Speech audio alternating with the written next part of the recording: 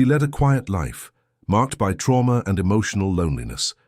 On a rainy afternoon, she confided in her friend that she was still a virgin. Little did she know, someone was watching her, planning to win her over at any cost.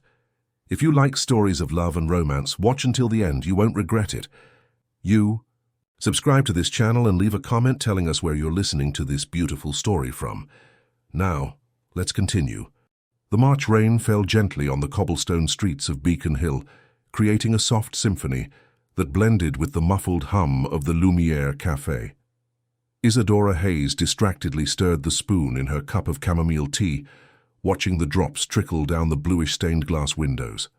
At 28, she had grown accustomed to being invisible, to passing unnoticed among people like a discreet shadow moving through the silent corridors of the Scarpini Manor Library.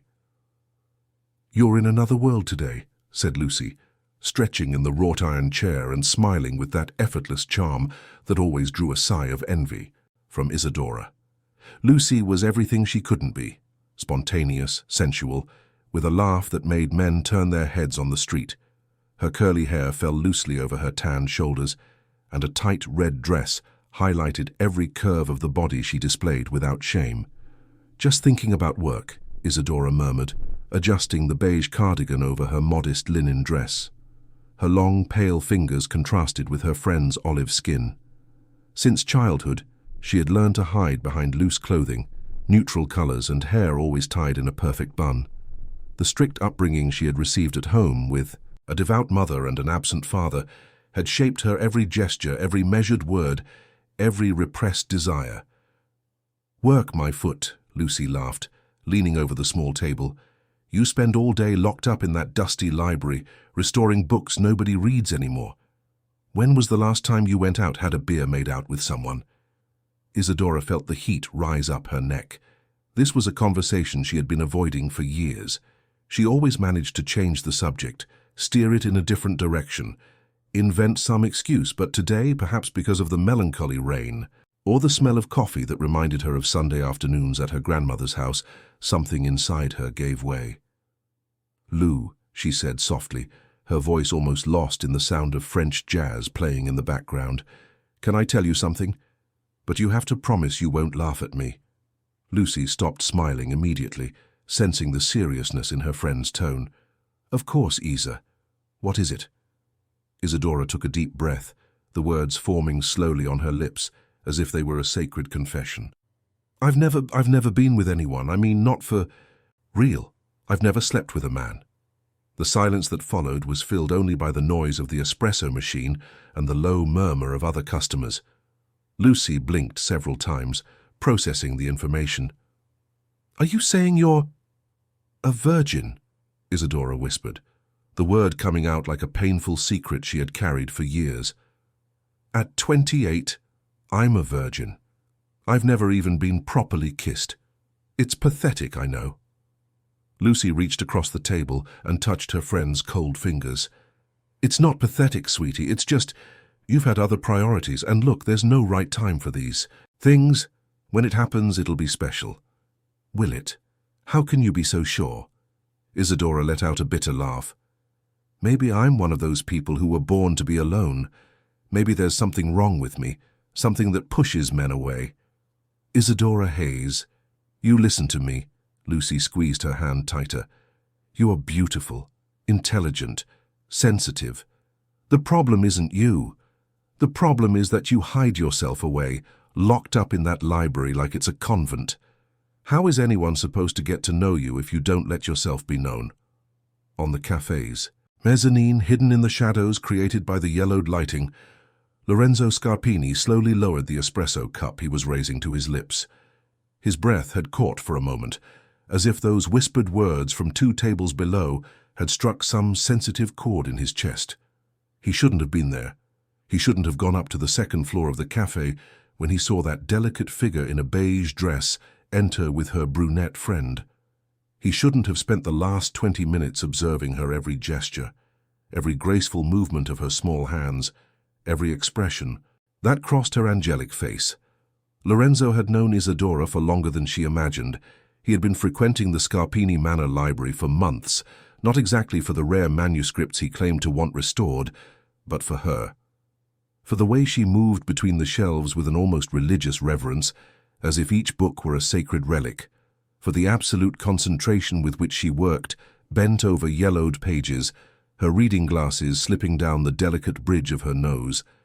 At 35, Lorenzo had known many women, heir to an Italian fortune built over generations of art dealers and antiquarians. He moved in the most sophisticated circles of Boston and Chicago. Elegant, experienced women who knew exactly what they wanted and how to get it. Women who saw him as an interesting conquest, a prize to be shown off at social events. But Isadora was different. There was a purity in her, an innocence that both magnetized and unsettled him. And now, hearing that painful confession, something very deep inside him stirred. An old memory, an echo from a past he had tried to bury for more than 20 years. Bianca, his twin sister with brown hair and dark eyes just like his. Bianca, who at 14 had disappeared one autumn morning in Milan, leaving only a confusing note and a pain that never left him. Bianca, who in their last conversation had whispered that she was in love, that an older man was courting her, that she finally felt special. Lorenzo closed his eyes, fighting against the memories that always came with a corrosive guilt. He should have protected his sister. He should have seen the signs. He should have stopped that man from approaching her with his sweet words and dark intentions. When he opened his eyes again, Isadora was getting up from the table.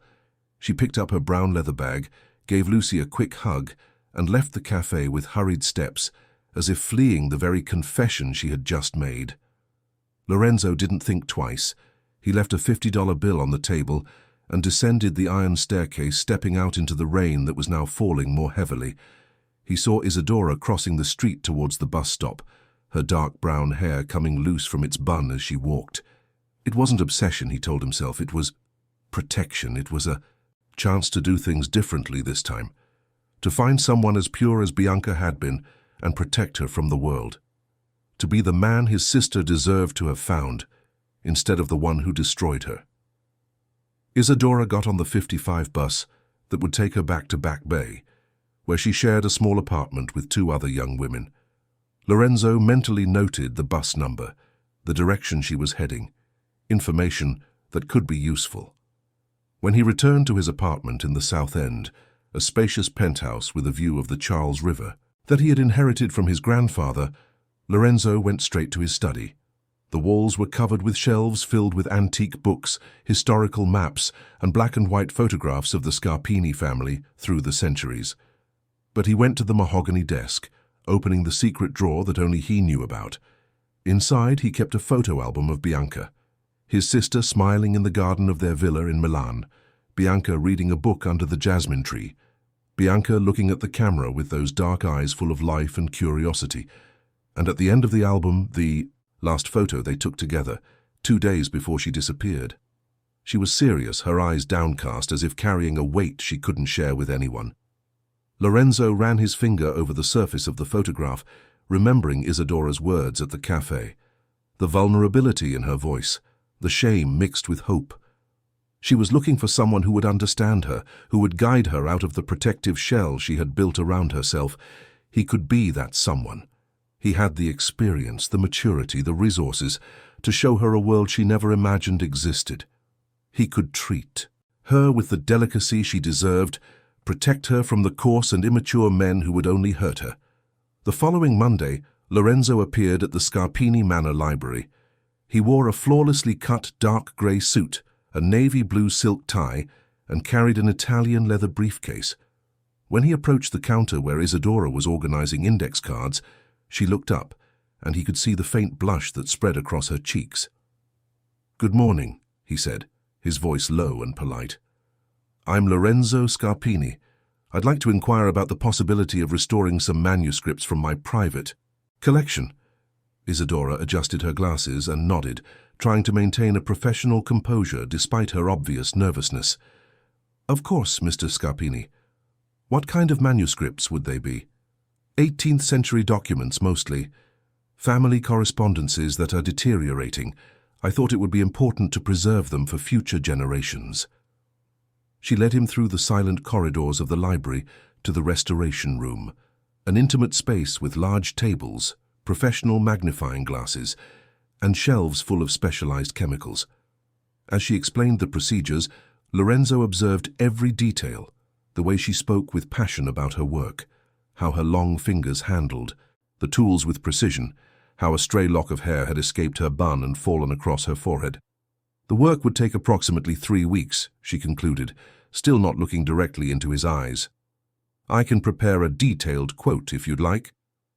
"Perfect, but I would like to follow the process if it's not too much trouble. These documents have a great deal of sentimental value to me." Isadora finally raised her eyes, meeting Lorenzo's intense gaze. For a moment, she felt like a butterfly trapped in amber, unable to move under that gentle yet penetrating scrutiny. "Of course it's no trouble," she managed to say. "Many clients like to follow the restoration." When Lorenzo left the library an hour later, he had already planted the first seed. In the coming days, he would return with the manuscripts. He would begin to build a slow and careful intimacy, earning her trust with small gestures, conversations about art and history, perhaps a coffee during work breaks. Isadora stood at the window of the restoration room, watching his elegant silhouette recede down the street. There was something about that man that unsettled her. It wasn't just the austere beauty of his well-defined face or the way the suit fit his tall, lean body perfectly.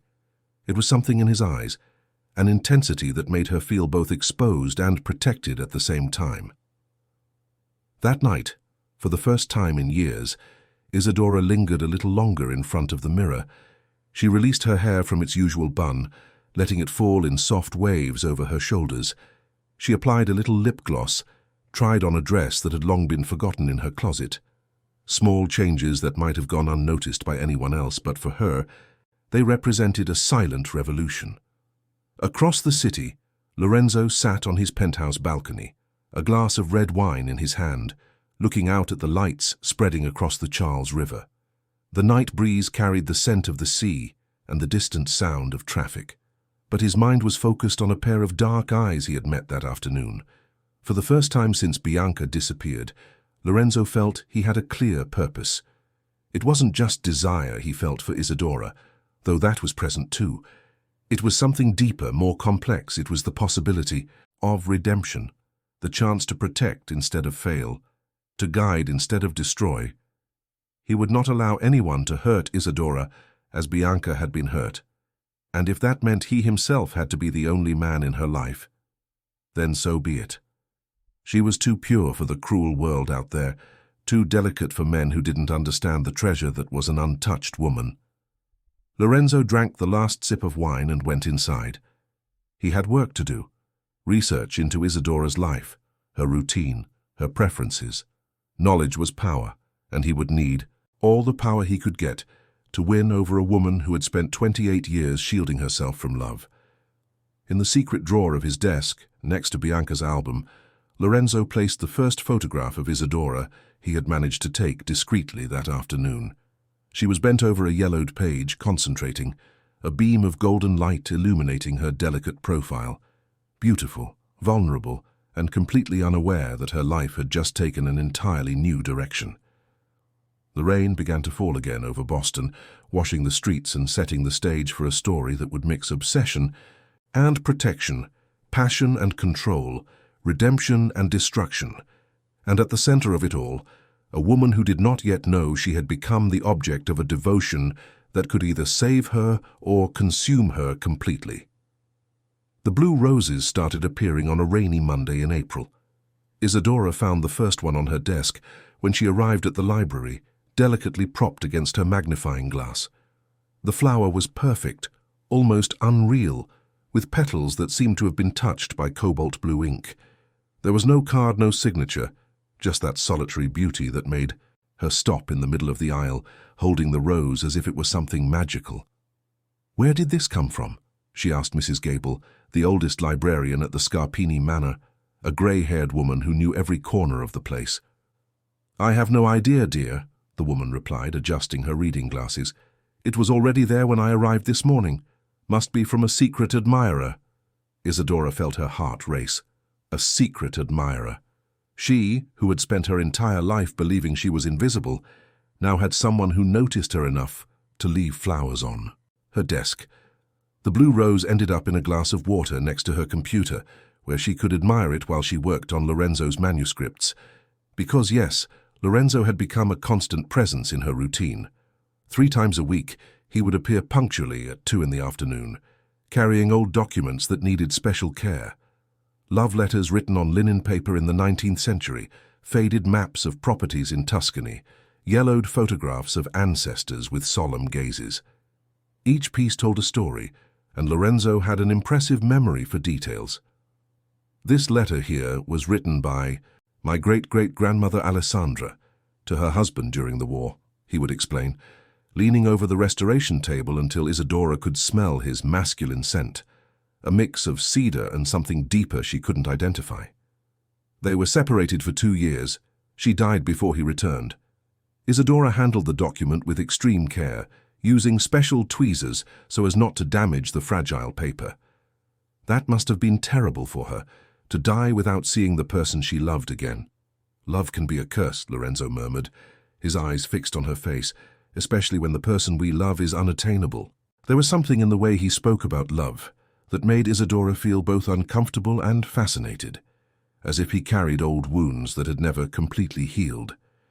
She tried to keep the conversation professional, but Lorenzo always managed to steer it into more personal territory. And you, Isadora? Have you ever loved someone to the point of suffering? The question caught her off guard. She was focused on carefully removing an ink stain that had smudged part of the letter's script, and his words made her hand slip. She nearly tore the document. No, I've never had time for such things, she replied, trying to sound casual despite the blush she knew was spreading across her face. Never had time, or never found someone worth the trouble? Isadora looked up and met Lorenzo's intense gaze fixed on her. There was something hypnotic in those dark eyes, a depth that seemed to suck away all the resistance she tried to maintain. Both, I suppose. What a waste, he said softly, almost whispering. A woman like you, with so much sensitivity, so much delicacy. You should be adored, protected. You should know all the pleasures that life can offer. Isadora's heart pounded. No man had ever spoken to her that way, with that restrained intensity, as if each word had been carefully weighed before being uttered. She felt exposed, as if Lorenzo could see through the layers of protection she had built up over the years. Mr. Scarpini, she began, but he interrupted her gently. Lorenzo, please call me Lorenzo. Mr. Scarpini was my father. She nodded, turning her attention back to the document, but her hands were trembling slightly. Lorenzo noticed, of course, he noticed everything. When he left that day, he left another document on the table. It wasn't a manuscript for restoration, but a sheet of cream-colored paper with a few lines written in elegant calligraphy. The beauty of the blue rose lies in its rarity, like certain women who are precious precisely because they do not know their own worth. Isadora read and reread those words until she had them memorized. Was it a poem, a declaration? She didn't have enough experience to decipher the intentions behind the words, but she felt that something important was happening in her life, something that frightened and thrilled her in equal measure. The blue roses continued to appear. Always on Mondays, always in the same place, always accompanied by small notes with poetic observations or phrases that made her think. Virginity is not a prison, but a secret garden awaiting the right gardener. Or, some flowers only bloom when they find the perfect soil. Isadora began to look forward to Mondays. She would arrive at work early, her heart racing, wondering what kind of message she would find. The roses were dried and kept inside the books she read before bed, creating a soft scent that followed her into her dreams. It was on one of those Mondays that she decided to confront Lorenzo. He had arrived punctually at 2 o'clock, elegant as always in a navy blue suit that enhanced the color of his dark eyes. As he leaned over the table to examine an old map, Isadora gathered all her courage. The roses are from you, aren't they? Lorenzo didn't seem surprised by the question. In fact, a soft smile curved the corners of his mouth, as if he had been waiting for this moment. Did you like them? They're beautiful. But why? Why me? Lorenzo stopped feigning interest in the map and turned, completely towards her.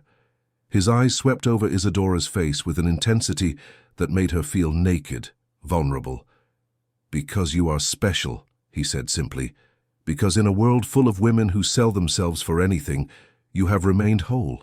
Because you have something rare, precious, that deserves to be celebrated." "You don't know me," Isadora whispered, but without conviction. "I know you better than you imagine. I know you drink chamomile tea every afternoon at 4 o'clock. I know you read poetry before you sleep. I know you get sad when it rains, but you hide it from others. I know you dream of things you're afraid to desire." Isadora involuntarily stepped back. How did he know all that? How had he discovered such intimate details of her routine? "Are you following me?" "I'm observing you," Lorenzo corrected, his voice calm and hypnotic. "There's a difference. Following implies pursuit. Observing is protection." "Protection? From what?" "From the world, from men who don't deserve you, from yourself, who doesn't understand your own value." Isadora felt a shiver run down her spine. There was something both comforting and disturbing in those words. The idea of being protected, of being valued, was seductive. But the way Lorenzo spoke, the intensity in his eyes, awakened a primitive instinct to flee. "I need to think about this," she said, stepping away from the table. "Of course, I'm in no hurry. Some precious things take time to be won." That night, Isadora couldn't sleep. She stayed up late, distractedly fiddling with one of the dried blue roses, trying to understand what she was feeling. Fear, excitement, desire, all of it at once.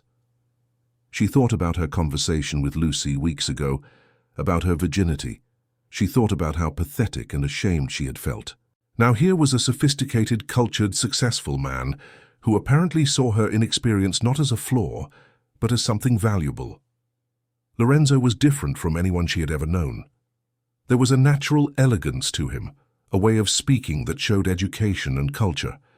When he explained the history behind the documents he brought, she would get lost in his words, mesmerized by the passion with which he spoke about art and history.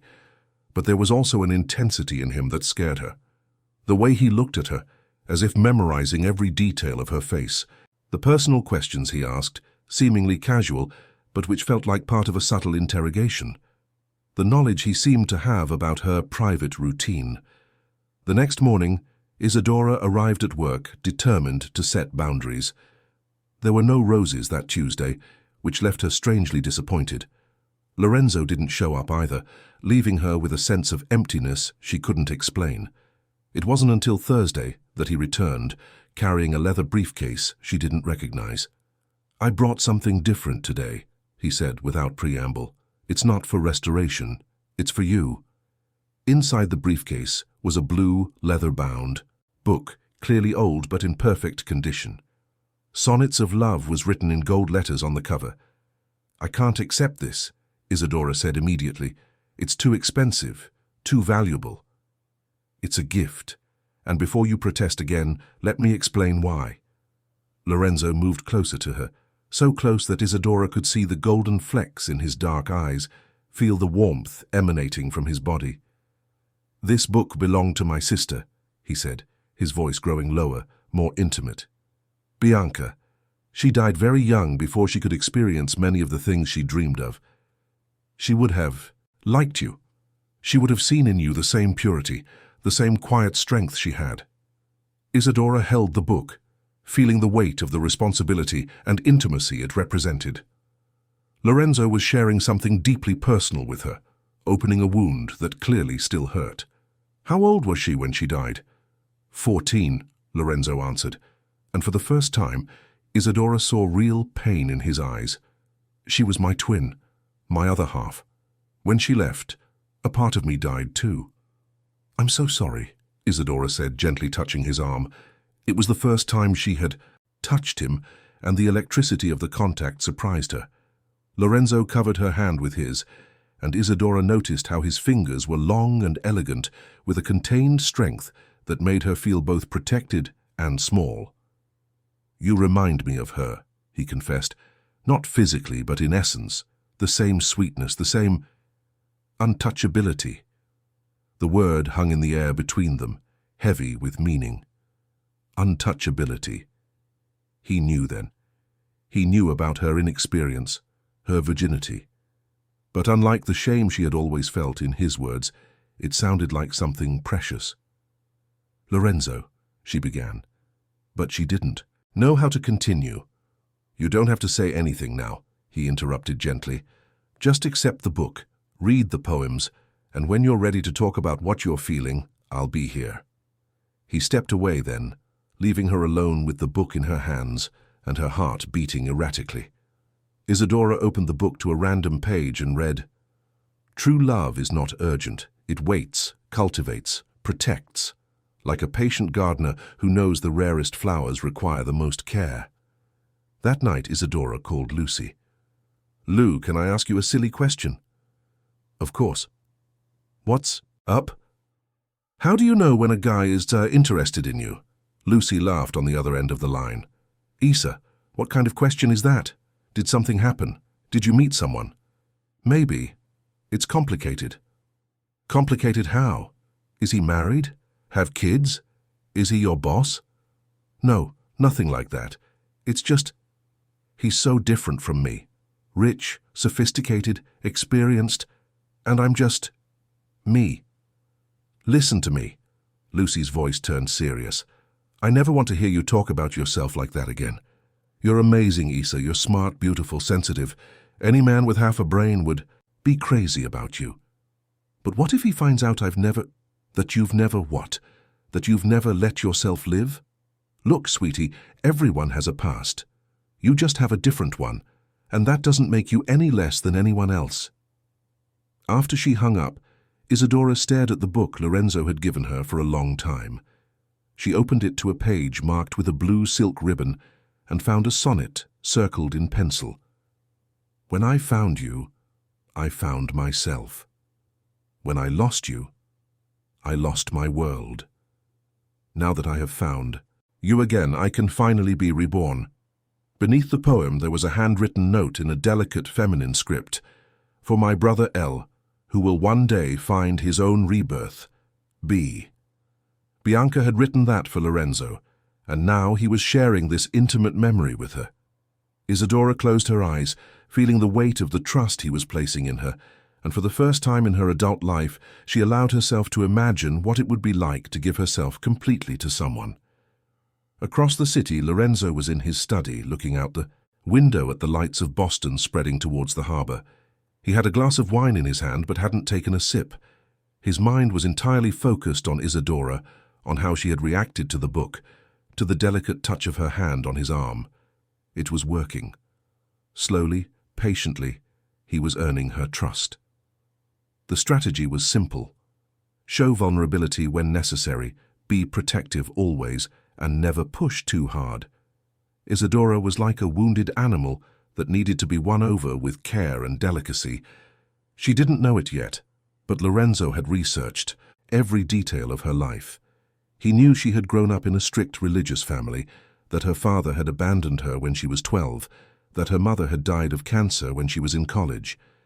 He knew she had isolated herself from the world for fear of being hurt, that she had built walls around her heart to protect herself, and he also knew that, with patience and skill, those walls could be brought down, one by one, until she was completely vulnerable, completely his. The phone rang, interrupting his thoughts. It was Lucy. "Hello, Lorenzo, it's Lucy, we need to talk." The betrayal came disguised as coincidence. Isadora had forgotten her wallet at work on a Friday and returned to the library after hours to get it. The Scarpini manor was silent, bathed in the golden twilight of late afternoon, when she heard voices coming from the rare manuscripts room. One of the voices was unmistakable. "Lucy!" Isadora approached from the side of the hall, hiding behind one of the tall bookshelves. Through the gap between the books, she could see Lucy sitting at the very desk where she worked every day, flipping through her personal files. Across the table, with his back to the door, was a man in a dark suit she recognized immediately, Lorenzo. She's kept all your notes, Lucy was saying, holding up one of the dried blue roses Isadora kept between the pages of her books. Look at this. She's completely in love, Lorenzo. You did it. Lorenzo leaned over the table, gently taking the rose from Lucy's hands. And what about our conversation yesterday? What else did she say about me? She's insecure, but interested. Asked how to know when a man is interested in her. She's questioning her own inexperience, wondering if you could really be attracted to someone like her. Perfect, Lorenzo murmured, putting the rose in his jacket pocket. It means her defenses are coming down. How much more time do you think I need? Not long. She's at the perfect point. Vulnerable enough to give in, but still self-aware enough to feel special when you finally make your move. If I were you, I'd ask her to dinner. Somewhere intimate, romantic. She'll be nervous, but she'll say yes. Isadora clapped a hand over her mouth to muffle the sound of her heavy breathing. The words she was hearing felt like they were from a nightmare. Lucy, her only true friend, was sitting there discussing her private life as if she were a project, a target to be conquered. And the payment, Lucy continued, her voice taking on a more businesslike tone. As we agreed, I want the other half when she's completely yours. Lorenzo took an envelope from the inner pocket of his jacket and slid it across the table. 15,000, exactly as we agreed, and there will be a bonus if everything goes according to plan. Lucy opened the envelope, quickly counted the bills, and smiled. A pleasure doing business with you. Honestly, I almost feel bad for her. Isadora's a good person, you know. Naive, but good. That's precisely why she's perfect, Lorenzo replied, and there was something in his voice that made Isadora tremble. A coldness, a calculation that completely contrasted with the soft, caring voice he always used with her. Experienced women are predictable. Isadora is malleable. I just hope you don't hurt her too much, Lucy said, but without real conviction. She spent her whole life protecting herself. If you hurt her, she might never trust anyone again. I won't hurt her, Lorenzo assured, rising from his chair. I will take very good care of her. She will be treated like a princess, as long as she behaves like one. Isadora backed away slowly, her heart pounding so hard she was sure they could hear it. She managed to leave the library without being seen and walked like a sleepwalker to the bus stop. The entire ride home, the words she had heard echoed in her mind like a form of torture. Lucy had been paid to get close to her. $15,000 to win her trust, to extract her secrets, to deliver her on a silver platter to Lorenzo. And Lorenzo saw her as a conquest, something malleable, predictable. Malleable. The word made her nauseous. All her life, she had fought to be more than the expectations others had for her. She had worked hard to be respected professionally, to have independence, to build a life that was her own. And now she discovered it was all an illusion. She was just a doll in the hands of people who manipulated her as they pleased. She got home and went straight to her room, ignoring her roommates who tried to start a conversation. She sat on her bed and picked up the book of sonnets Lorenzo had given her. For a moment she hesitated. That book represented his dead sister, a precious and intimate memory. Or was it just another lie, another tool of manipulation? She opened the book to a random page and found another marked poem. The patient hunter always captures the rarest prey. Below it, the same delicate handwriting as before. B. But now Isadora looked at that dedication with new eyes. What if Bianca wasn't his sister? What if she was another victim, another woman he had conquered and destroyed? What if the whole story about the dead twin sister was nothing more than an elaborate performance to win her sympathy? The tears came then, hot and bitter. Tears of humiliation, of anger, of disappointment in herself for having been so naive. She had allowed herself to dream for the first time in her life, had opened herself to the possibility of love, only to discover it was all a cruel farce. The phone rang. It was Lucy. Hey, sweetie, how was the rest of your day? Are you okay? Your voice sounds strange. The hypocrisy in her friend's voice made her even more furious. I'm fine, she managed to say, just tired. Look, I wanted to tell you something. I ran into that Lorenzo guy today by chance downtown. We talked a little about you." "What did you talk about exactly?" "Nothing much. He was asking if you liked the book he gave you. Said he's very interested in you but doesn't want to pressure you. I thought he was very considerate." Every word was a stab. Lucy was there, feigning normalcy, repeating part of the conversation they'd had, but omitting the essential part, that she had been paid for it. "Lou," Isadora said, testing her friend's reaction, "do you think Lorenzo is trustworthy?" "Why do you ask? Did something happen?" "I don't know. It's just a feeling. Like there's something about him I don't understand." "Isa, you're being paranoid? The man is clearly in love with you. Don't ruin this with silly insecurities, okay?" In love. The words sounded like a cruel joke. Lorenzo wasn't in love with her. He was obsessed with the idea of molding an inexperienced woman to fit his fantasies. And Lucy was facilitating the entire process for money. "You're right," Isadora lied. "I'm overreacting." "Much better. Hey, how about we go out tomorrow? Maybe you two will accidentally bump into each other somewhere romantic." Another lie. More manipulation. Isadora pretended to agree and hung up, feeling completely alone in the world. On Monday, she arrived at work determined to confront Lorenzo. She had spent the entire weekend rehearsing what she would say, how she would react when he showed up with his sweet words and intense eyes. But when 2 o'clock came and he didn't appear, Isadora felt strangely empty. It wasn't until Wednesday that Lorenzo returned, carrying a fresh blue rose and a smile that she had once found charming, but which now seemed calculated. "Sorry for my absence," he said, approaching her desk. "I had to travel to Chicago on business. I brought something special for you." It was a small blue velvet box. Inside was a delicate necklace with a pendant in the shape of an antique key. "It's the key to a private library that has belonged to my family for generations," Lorenzo explained. "It's at our property in the Berkshires. I'd like to show it to you if you'd like. There are books there you've never seen, manuscripts unique in the world." Isadora held the box, looking at the expensive gift and wondering how many other women had received similar presents, how many had heard similar invitations to isolated properties. "That's very generous," she said, her voice sounding strange to her own ears, "but I can't accept it." Lorenzo seemed genuinely surprised. It was the first time she had rejected a gift from him. "Why? You don't like it?" "It's not that. It's just, I don't know you that well, and this is too expensive, too intimate." Lorenzo moved closer, so close she could see the small wrinkles around his eyes, feel the warmth of his breath.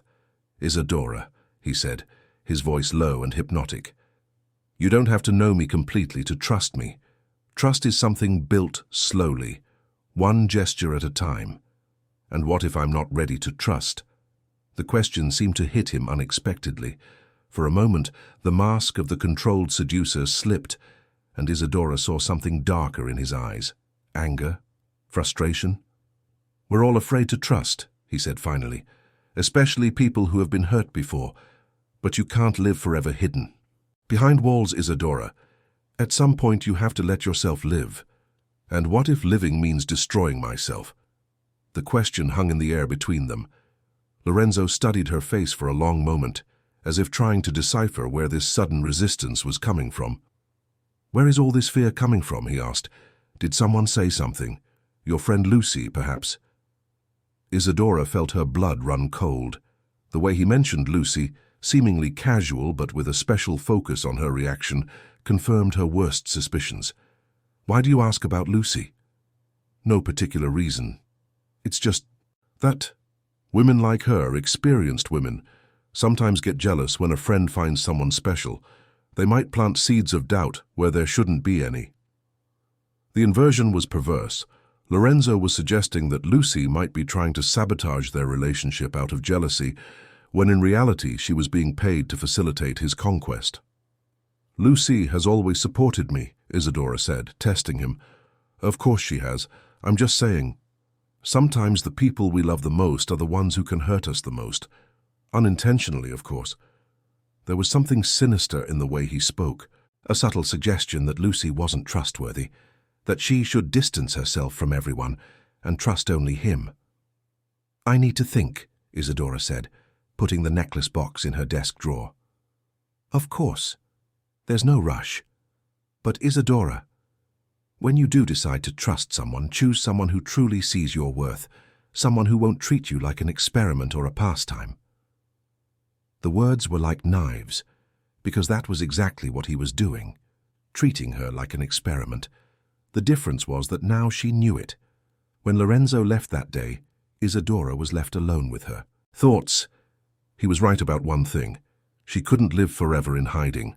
But she also couldn't give herself to someone who saw her only as a conquest. That night, she made a decision. If Lorenzo and Lucy wanted to play a game, she would play too, but by her own rules. She picked up the book of sonnets and looked for the first page, where there was a dedication she hadn't noticed before. For my dearest Bianca Moretti, who departed too soon. May your soul find the peace it did not find in life. Bianca Moretti, not Bianca Scarpini. It was a different last name. Isadora turned on her computer and started searching, and what she found chilled her to the bone.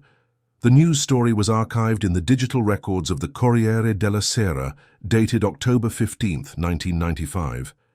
Teenager disappears in Milan after relationship with older man, the headline read. The black and white photo showed a 14-year-old girl with dark hair and large, frightened eyes. Bianca Moretti had disappeared on an autumn morning, leaving only a note saying she had found true love and would not be coming home. Her body was found 3 weeks later in Lake Como, in the icy waters that reflected the snow-capped mountains. Suicide, the police concluded, although the family suspected murder. Bianca was 2 months pregnant when she died. Isadora read and reread the article, her hands trembling over the keyboard. Lorenzo had lied about everything. Bianca wasn't his twin sister, but some girl who had gotten involved with an older man and ended up dead. And given Lorenzo's apparent age, he would have been just a child when this happened. Why then did he carry her photographs? Why did he keep her belongings like relics? She kept digging, following every thread of the story. She found more information about the Moretti family, about the parents' despair, about the investigation that never went anywhere. And then, in an interview given by Bianca's mother, 2 years after her death, she found the answer she was looking for. My daughter was obsessed with tragic love stories, the woman said, her tears still fresh even after so much time. She read old novels, poems about women who died for love. She said she wanted to live a passion like that, intense, absolute. The man who seduced her knew this. He fed her fantasies, made her believe she was special, unique. And when she tried to leave the relationship, when she realized she was being controlled, it was already too late. The pattern was clear. Lorenzo had studied Bianca Moretti's case, had appropriated her story, her tragedy, to create a persona that helped him seduce vulnerable women. He specifically sought out inexperienced, pure women who could be molded to his sick fantasies. Isadora kept searching and found more cases, always in different cities, always young, innocent women who had disappeared after getting involved with older, sophisticated men. Rome, 2003, Maria Elena Santos, 22, an art restorer, disappeared after starting a mysterious relationship. Florence, 2007, Giulia Rossi, 25, a librarian, found dead under suspicious circumstances. The pattern was always the same. Women who worked with books or art, inexperienced women, women who could be easily impressed by a cultured, wealthy man. And all of them had received expensive gifts, had been taken to isolated properties, had trusted the wrong man. Isadora felt panic rise in her throat. She was dealing with a predator, someone who had perfected the art of seduction over decades, and worse, she had been on the verge of falling into the same trap. That had destroyed all those other women.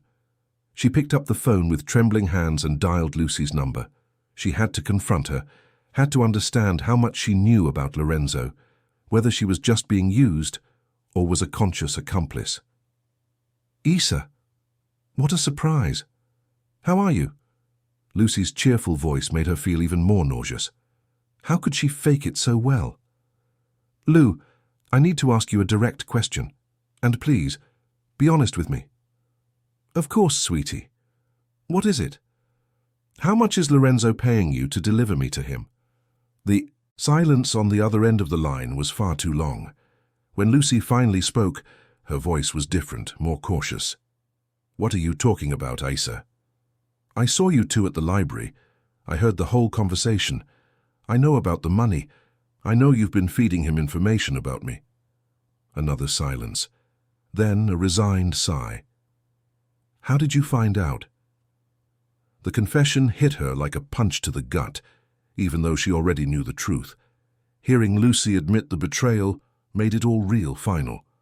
It doesn't matter how, what matters is that you did this to me. You sold our friendship for money. It wasn't like that, Isa. You don't understand. Then explain it to me. Explain how a friend sells out another for $15,000. I needed the money, Lucy exploded. I'm up to my neck in debt. My credit card was declined. I'm about to be evicted. And he showed up with an offer that seemed too easy to refuse. What offer? He said he was in love with you, but that you were too shy for him to approach normally. He asked me to help, to find out what you liked, how he could win you over. He said it was an innocent request. And you believed him? I wanted to believe him. The money solved all my problems, and you seemed to be enjoying his attention. I thought it was a win-win. Lucy, Isadora said, her voice dropping dangerously low. Do you have any idea who Lorenzo really is? What he's done to other women? What are you talking about? Isadora told her everything she had discovered, about Bianca Moretti, about the other women who had disappeared, about the pattern Lorenzo followed. With every word she could feel Lucy's growing shock. Oh my God, Lucy whispered when Isadora finished. Isa, I didn't know. I swear to God I didn't know. But you should have been suspicious. What kind of man pays a fortune for a friend to hand over information about a woman? Didn't that sound strange to you? It did, but I was desperate, and he seemed so in love, so... Normal. Normal? Isadora laughed bitterly.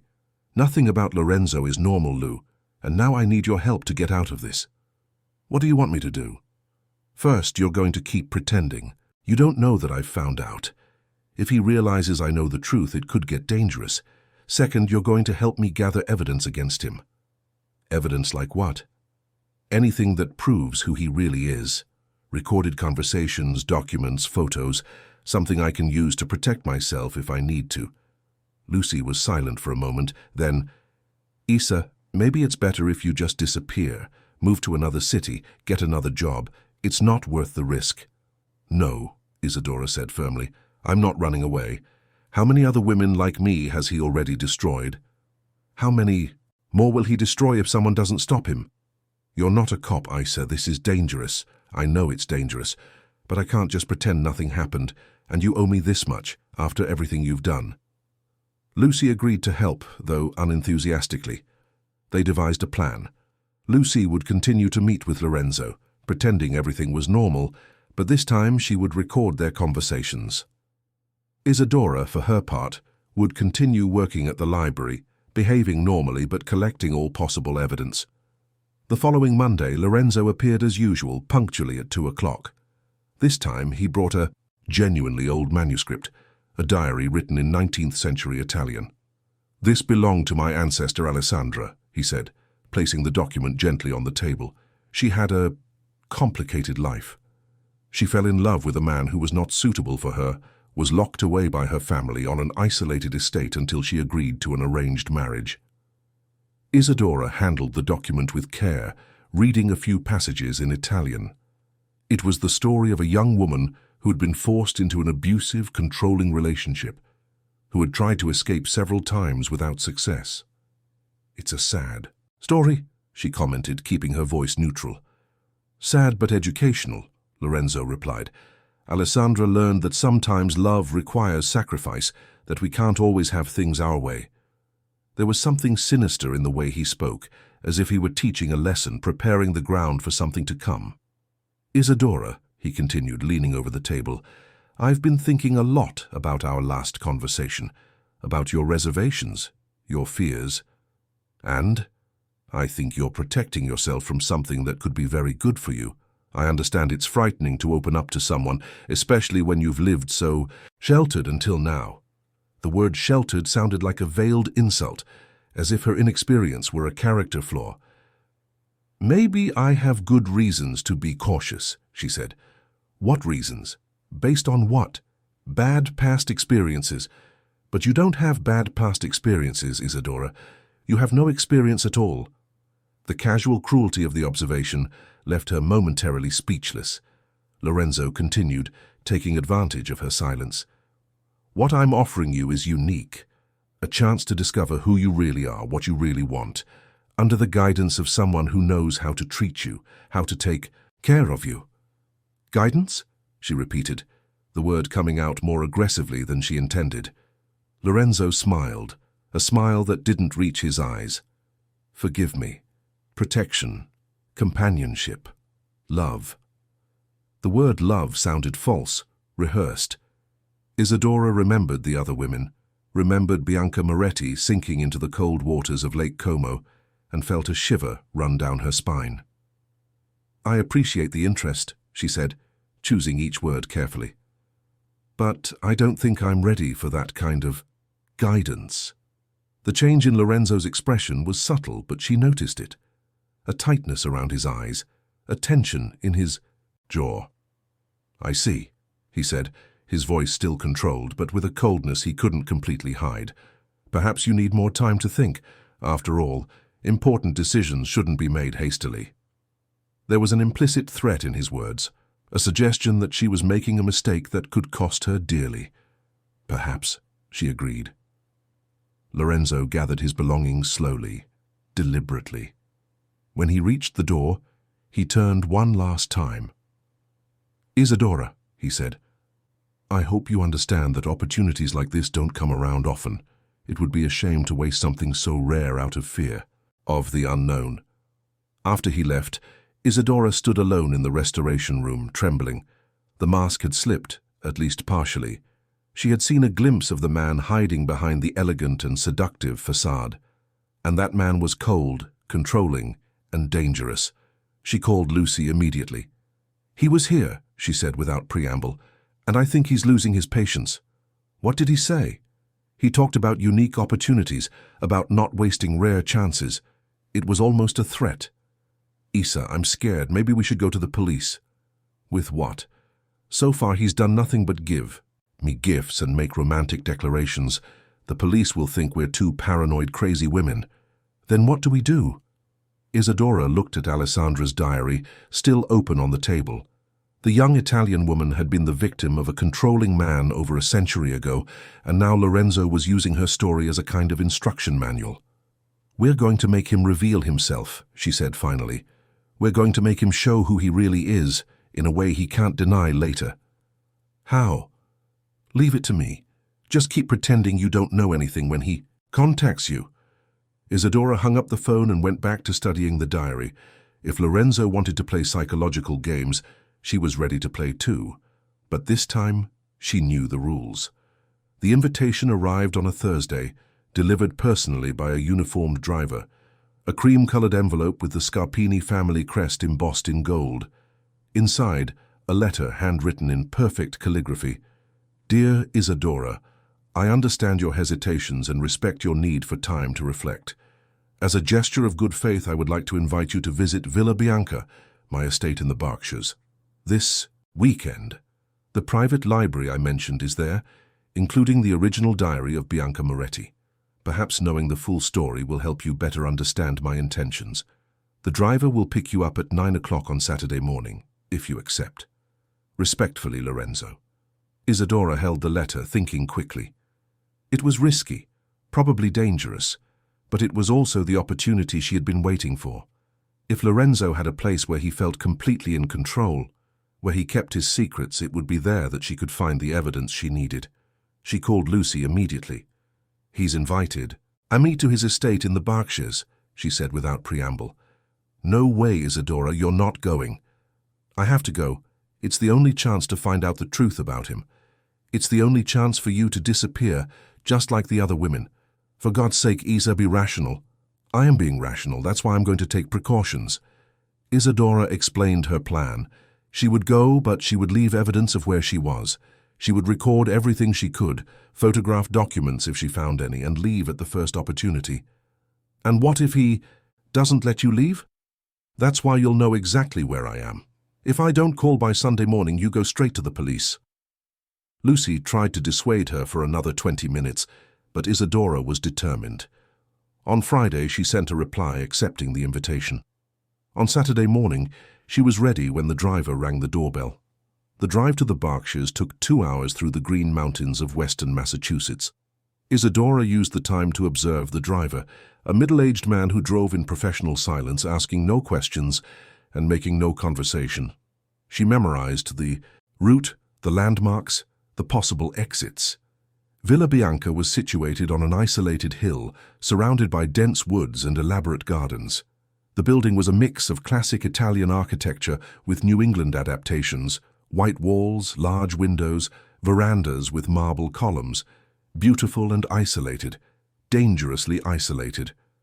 Lorenzo was waiting for her at the main entrance, wearing beige linen trousers and a white cotton shirt. More casual than she had ever seen him, but no less elegant. "Isadora," he said, taking her hand and kissing it gently. "What a pleasure to have you here. Was the drive comfortable?" "Yes, thank you. The place is impressive.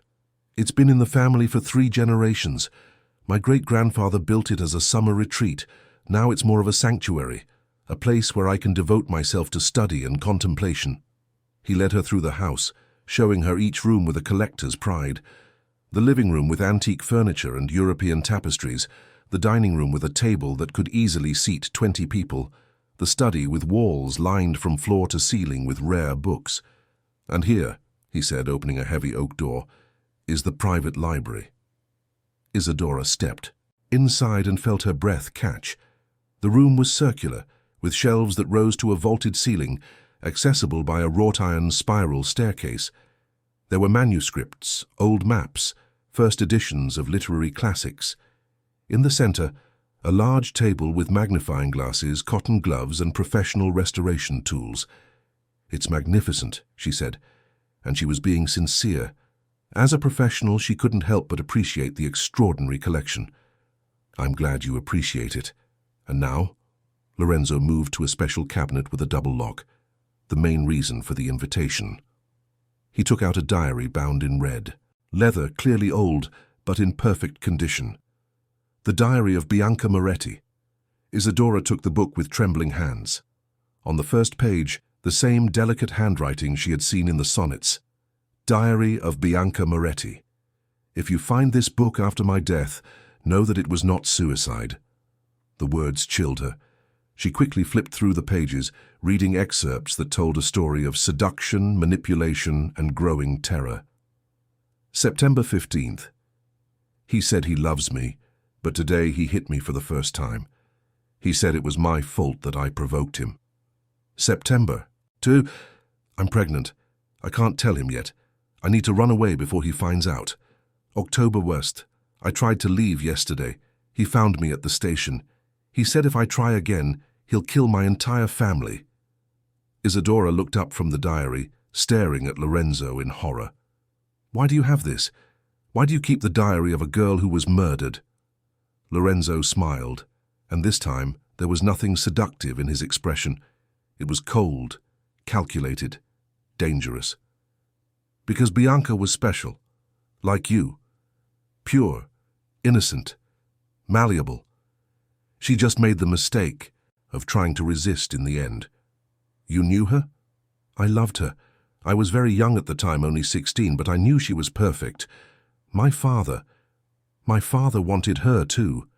And being older, more powerful, he took her for himself." The truth was even more sinister than Isadora had imagined. Lorenzo wasn't just a predator who had appropriated Bianca's story. He had been part of the story from the beginning. "Your father killed her?" "My father destroyed her. When she tried to run away pregnant, he chased her to the lake. I don't know exactly what happened that night, but I know she didn't kill herself. Bianca was too strong for that." "And you never reported it?" "Report it? Why? My father died 3 years later, liver cancer. Justice was served. But what he taught me, that remained." Lorenzo moved closer to her, and Isadora instinctively backed away. He taught me that there are special women in the world, women who need to be protected, guided, molded, women who don't know their own worth and need someone to show them. Like Maria Elena Santos? Like Giulia Rossi? The mention of their names made Lorenzo stop. Suddenly, his eyes narrowed dangerously. You've been doing your research. I have. I know about all of them. I know you're a murderer. Lorenzo laughed, a humorless sound. A murderer? I've never killed anyone, Isadora. I merely collect rare things, and sometimes rare things are too fragile to survive the collection process. You're sick. I'm in love. There's a difference. He approached again, and this time she had nowhere to retreat. And you're going to learn the difference too. Isadora tried to run, but he grabbed her by the arm. His strength was surprising for someone who seemed so refined. Let me go, Lorenzo, please. Go? But we've just gotten to the good part of our story. He dragged her to a leather armchair and forced her to sit. You will stay here until you learn to love me properly. It might take weeks, months. I'm in no hurry. People will miss me. Lucy knows where I am. Lucy? Lorenzo laughed again. Lucy is far too busy counting the money I paid her to deliver you. She won't be worrying about you. Isadora felt despair welling up. She had overestimated Lucy, had placed too much trust in a woman who had already proven she was capable of selling her for money. But don't worry, Lorenzo continued. You'll be very happy here. I have all the books you could ever want to read, all the restoration materials you need. You can work in the library during the day, have dinner with me every night, like a normal couple. This isn't normal, this is a prison. It's protection. The world out there is cruel, Isadora. Here you'll be safe, cared for, loved, as Bianca should have been. He leaned in and tried to kiss her. Isadora turned her face away violently, earning a look of disapproval. This will pass, he said, his voice taking on a paternal, condescending tone. Initial resistance is normal. All the others went through it. All the others are dead. They are at peace, Lorenzo corrected. When they finally accepted the love I offered, they found peace. Isadora realized she was dealing with someone completely detached from reality. Lorenzo had created a narrative where he was the protector, the savior, and the women who died were victims of their own pride and resistance. Lorenzo, she said, trying to sound calm, if you really love me, you'll let me choose. Love can't be forced.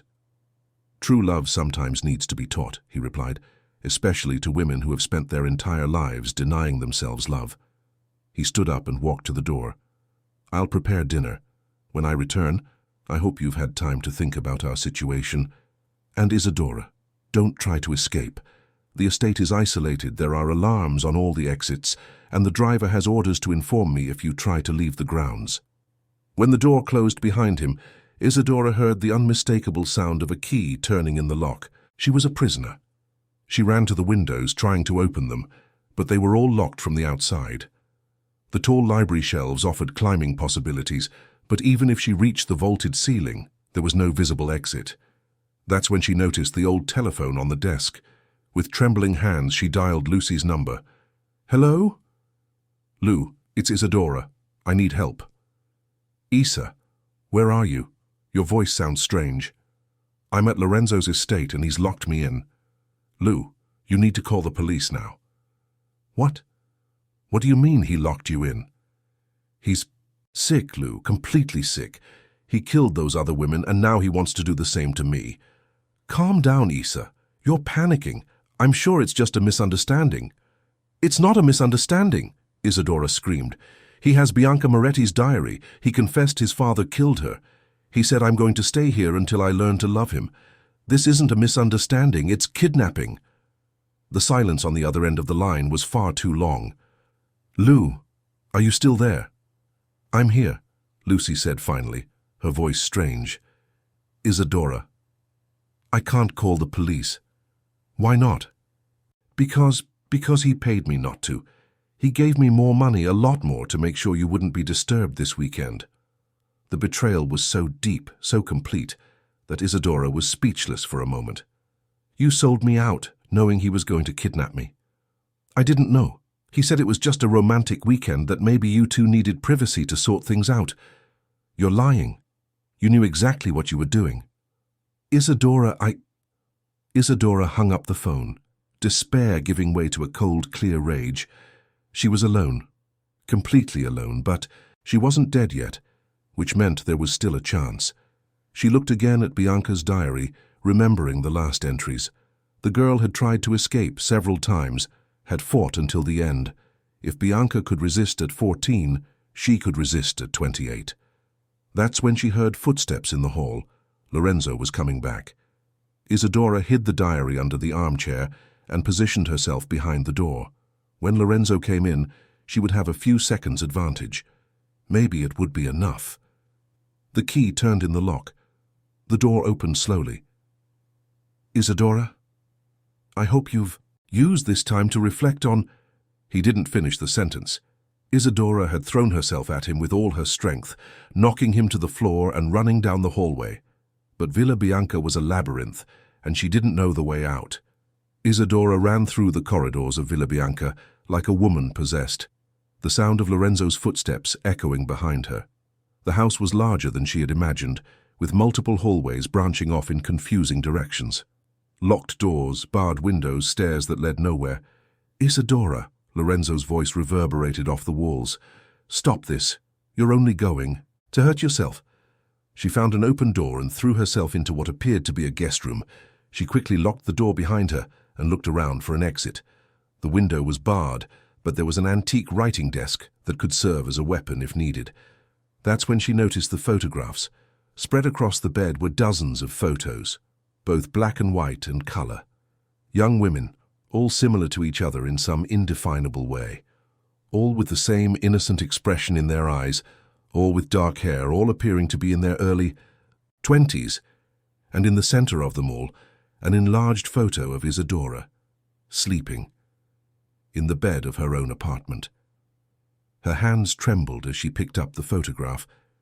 Lorenzo had been in her home, had watched her while she slept, vulnerable and completely oblivious to the danger. For how long? Weeks? Months? A loud bang on the door made her jump. Isadora, open the door. We can discuss this like civilized adults. His voice was calm, controlled, as if she were a child throwing a tantrum rather than a woman fighting for her life. No! She screamed back. You're insane. Let me go. I can't do that. You're too special to be wasted on the world out there. Here you will be protected, cared for, loved. Isadora looked again at the photographs, studying each face, each expression. It was like looking at a gallery of victims, a catalogue of lives destroyed by Lorenzo's sick obsession. Loved like the others were, she yelled. Maria Elena, Julia, Bianca. The silence from the other side of the door lasted too long. When Lorenzo finally spoke, there was a change in his voice, colder, more dangerous. They didn't know how to appreciate what I offered. They were ungrateful. But you're different, Isadora. You're stronger, smarter. You will understand. Isadora began to pull the heavy furniture in the room, barricading the door. The desk, an old dresser, 2 chairs. It wouldn't stop him indefinitely, but maybe it would buy her enough time to think of a solution. That's when she found it, under one of the chairs, something that changed everything. An old cell phone, apparently forgotten. The battery was almost dead, but there was enough signal for one call. With trembling hands, she dialed 911. 911, what's your emergency? Please, I need help, she whispered, trying to keep her voice down. I'm being held captive at an estate in the Berkshires. What's the exact address, Mum? Isadora provided all the information she could remember about Villa Bianca, the route they had taken, the landmarks. The operator reassured her that a team would be dispatched immediately, but that she should try to stay safe until they arrived. On the other side of the door, Lorenzo had stopped talking. It was even more terrifying than his earlier shouts. Isadora pressed her ear against the wood, trying to hear any sound that might indicate where he was. Nothing. That's when she heard the sound of shattering glass coming from the window. Lorenzo had gone around the house and was breaking the barred window of the room. Even with the iron bars, he managed to reach his arm through and undo the internal latch. "This didn't have to be so difficult," he said, climbing through the window with a surprising agility. "But I admit, I like a little resistance. It makes things more interesting." Isadora grabbed the nearest chair, prepared to defend herself. "The police are coming, they'll be here in minutes." Lorenzo laughed, a genuinely amused sound. "The police? My dear Isadora, we are 10 miles from the nearest town on a private estate. Even if you manage to call someone, it will take them at least an hour to get here. Plenty of time for us to resolve our situation." He approached slowly, his hands outstretched as if trying to calm a frightened animal. "Listen, I know you're scared. It's normal. They were all scared at first. But look at these photos." He gestured to the images spread across the bed. "Each of these women was special to me. Each was loved, protected, cared for." "Each one of them is dead," Isadora retorted. "Each one found peace when they finally surrendered to true love, as you will too." Lorenzo took another step towards her, and Isadora brandished the chair like a weapon. "Don't come any closer. Isadora, you're being dramatic. Put down that chair and come here. We'll have dinner together, we'll talk. I'll show you the rest of the house, the private library. You'll love the collection of first editions I have. You're going to keep me prisoner here until I die of true love." "Not a prisoner, protected. There's a difference." "There's no difference at all," Isadora screamed, all the anger and frustration of the past few months exploding at once. "You're a predator. You prey on vulnerable women, manipulate them, isolate them, and when they try to resist, you kill them." Lorenzo's expression changed completely. The mask of the controlled seducer finally fell away, revealing something cold and cruel underneath. "I never killed them," he said, his voice dangerously low. "They killed themselves. When they realized they couldn't live without me, when they understood that the love I offered was the only real thing in their empty lives, they chose eternity. They chose to escape from you. They chose to be with me forever," Lorenzo shouted back, losing all control. "Bianca understood that in the end. When she jumped into that lake, she knew she was joining me eternally, as the others did too." Isadora looked at the man who had spent weeks seducing her with sweet words and romantic gestures, and she finally saw the monster hiding behind the facade. Lorenzo didn't just kill these women. He convinced himself that they wanted to die for him. "You are completely insane," she said. "I am in love," Lorenzo replied, advancing again. "And you will learn the difference." Isadora braced herself to fight, but then she heard the most beautiful sound in the world, police sirens in the distance. Lorenzo heard it too. His expression shifted again, this time to something she had never seen before. Panic. "How?" he murmured. "How did they get here so fast?" "Maybe you're not as smart as you think," Isadora said, feeling a wave of relief and courage. "Maybe you underestimated a woman for the last time in your life." The sirens were getting louder. Lorenzo ran to the window, looking out to where blue and red. Lights could already be seen snaking up the mountain road. "This isn't over," he said, turning to her one last time. "You are mine, Isadora. No matter where you go, no matter what you do, you will always be mine." "No," she said firmly, "I was never yours, and I will never belong to anyone who tries to possess me instead of loving me." Lorenzo tried to lunge one last time, but Isadora was ready. She threw the chair with all her might, hitting him in the chest and making him stumble. She used the confusion to run for the door, quickly removing the furniture she had used as a barricade. She managed to get out of the room and run through the hallways, following the sound of the sirens that were now very close. She found the main staircase and ran down, Lorenzo's enraged shouts echoing behind her. The front door was locked, but she managed to undo the deadbolt just as the police officers reached the porch. The sight of the uniforms made her collapse in tears of relief. "Here," she cried. "I'm Isadora Hayes. I'm the one who called." The officers immediately surrounded her, checking if she was injured, asking questions about the situation. Isadora quickly told them everything about the kidnapping, about the other women, about the evidence scattered in the room upstairs. When they went up to arrest Lorenzo, they found him sitting calmly in the circular library, a glass of wine in his hand, surrounded by the photographs of his victims, which he had spread on the floor, like tarot cards. "I imagine you've come for Ms. Hayes," he said politely. "She's free to go, of course. It was just a lover's quarrel. But the evidence was irrefutable. Bianca Moretti's diary, the photographs of the other women, the documents proving Lorenzo had been in every city where the suspicious deaths occurred. It was all there, neatly filed away like trophies from his conquests." 2 months later, Isadora sat on the witness stand in a Boston courtroom. Lorenzo, wearing a grey suit that no longer seemed so elegant from behind bars, watched her with the same intensity as always. But now, she felt no fear. She felt pity. "Ms. Hayes," said the district attorney, "can you tell us, in your own words, how the defendant attempted to manipulate you?" Isadora took a deep breath and began to speak. She told them about the blue roses, the expensive gifts, the sweet words that hid a sick obsession. She told them about discovering Lucy's betrayal, about the research she had done on the other victims, about the terror she had felt at Villa Bianca. "And how do you view the experience now with the passage of time?" Isadora looked directly at Lorenzo before answering. "I learned that true love doesn't try to possess you. It doesn't try to change you or mold you. True love sets you free to be who you really are. What Lorenzo felt for me and for the other women wasn't love. It was a need for control disguised as protection.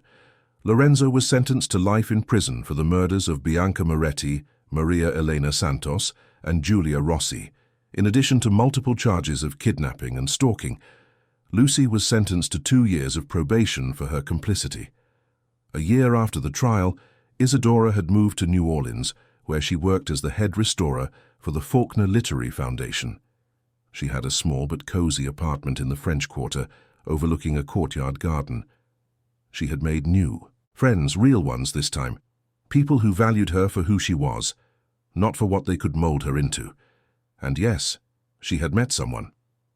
Charles, a literature professor at Tulane University, divorced, a father of 2 girls, who courted her with the patience and respect she deserved, who made her laugh, who respected her when she said no, who encouraged her to grow without trying to control her. It was on a September afternoon, exactly 2 years after her first meeting with Lorenzo at the Scarpini Manor Library, that Isadora received a letter at the foundation. The envelope was plain, with no return address, but she recognized the handwriting immediately. Inside, a single sheet of paper with a few lines. "Dear Isadora, even in here you remain the only woman who truly matters to me. When I get out, and I will get out, I will find you, and this time there will be no escape. Eternally yours, Lorenzo." Isadora read the letter twice, then tore it into small pieces. She no longer felt fear, only a deep sadness for a man who had wasted an entire life on a sick obsession.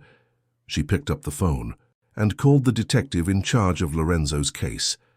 The letter would be added to his file as evidence of a continued threat, possibly resulting in an extension of his sentence. Afterwards, she put away her restoration tools and went home. Charles would be waiting for her for dinner, and then they would take the girls to a movie. A normal, simple, real life. A life where she was valued for being herself, not for representing some twisted fantasy. As she passed through the Foundation's library, she stopped before the shelf where she kept the most precious manuscripts. There was a restored edition of Alessandra Scarpini's diary, not the original which was being used as evidence, but a faithful copy she had made. On the last page, where the original text spoke of resignation and acceptance of a cruel fate, Isadora had added a note. "I broke the cycle. For all who come after me know that it is possible to say no. It is possible to choose your own story." And for the first time in her life, Isadora Hayes felt truly free. 3 years later, she and Charles were married in a small ceremony in the Garden District, surrounded by true friends and the family she had chosen. When they exchanged vows, his words were simple but revolutionary for someone who had nearly been lost in a web of manipulation. "I promise to love you without trying to change you. I promise to protect you without suffocating you. I promise to be your partner, not your owner, and I promise that if you ever decide you no longer want me, I will let you go with love and gratitude for the time we had together." Isadora smiled through her tears, thinking briefly of the frightened woman she had been, the girl who grew up believing she didn't deserve true love. That woman had died at Villa Bianca, and in her place, someone stronger, wiser, and more complete had been born, and Lorenzo Scarpini, in a maximum security prison cell, would never again be able to destroy anyone's dream. The cycle had been broken forever.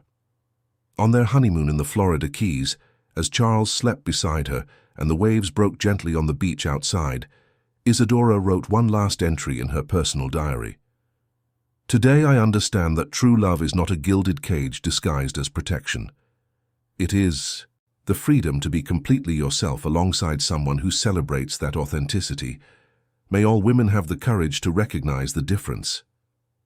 And closing the diary, she finally allowed herself to sleep in peace, knowing she had found not only true love, but more importantly, the self-love she had almost lost at the hands of a man who confused possession with passion.